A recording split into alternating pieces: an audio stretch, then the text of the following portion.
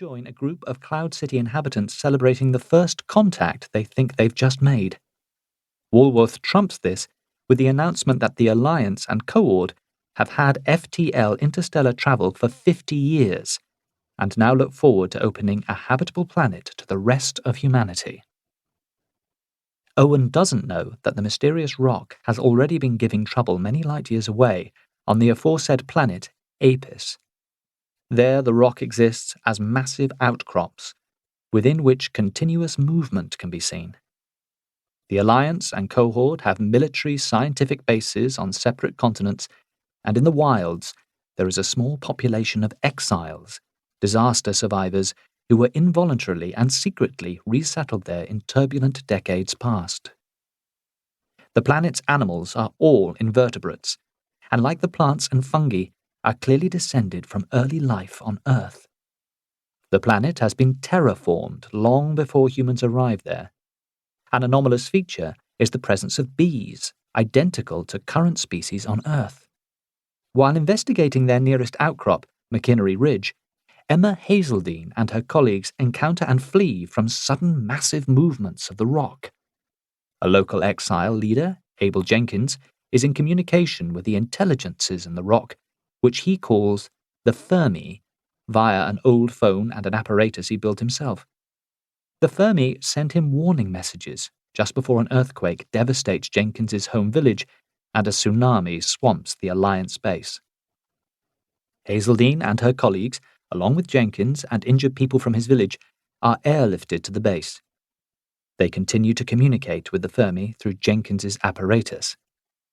A contingent of Coord troops lands at the base and occupies the area around the ridge, citing their duties under the Kepler Agreement, the secret treaty governing Alliance and Cohort interstellar exploration in a common secret project called Black Horizon.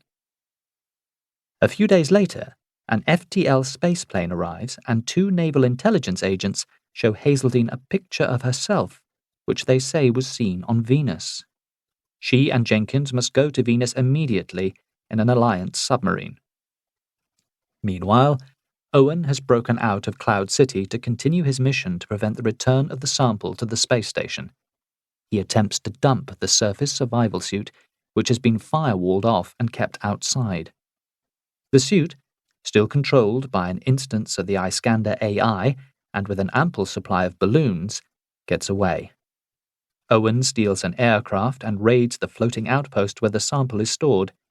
He's outwitted by the crew and left in the damaged outpost while they escape with the sample. The submarine starship with Hazeldine and Jenkins on board arrives at the right location on the surface of Venus. Jenkins asks the Fermi what they want, and is referred to the Iskander-possessed suit, which is just dropping down. The suit tells them to help it retrieve and return the sample to its original place on the surface. They deliver the suit to the scientist's escape balloon, leave it to return the sample, and go on to rescue Owen. With him, they return to the Alliance base on Apis. The Alliance reps disown Owen, who is left on Apis when the submarine starship returns to Earth. On Earth, John Grant and his family and colleagues react to the Black Horizon announcement. His son, Miles, with girlfriend Marie, are tempted by the Alliance offer of free transport to Apis, an offer which the Union government opposes. Word comes down that the launch of Grant's starship will be prevented. Grant inveigles Nyack, his wife Ellen, an experienced remote operator of submersibles, and two colleagues to launch the ship secretly. They have to do this sooner than they expect. Cloud City, in severe danger in the increasingly turbulent atmosphere, is being evacuated. But there are far too few shuttles at the orbiting station to do this fast enough. Grant and his crew launch the Fighting Chance and take it to Venus, where they transfer hundreds from the stricken aerial colony to the station. When Cloud City finally breaks up and falls, taking hundreds with it, they rescue the last survivors in the floating outposts, and the Iskander suit, which tells them what's been going on. Just as they've decided to go to Apis and warn those there of the dangers from the Fermi rocks, a Coord submarine starship appears and threatens to destroy the Fighting Chance if they don't surrender it. As the missile is about to be launched,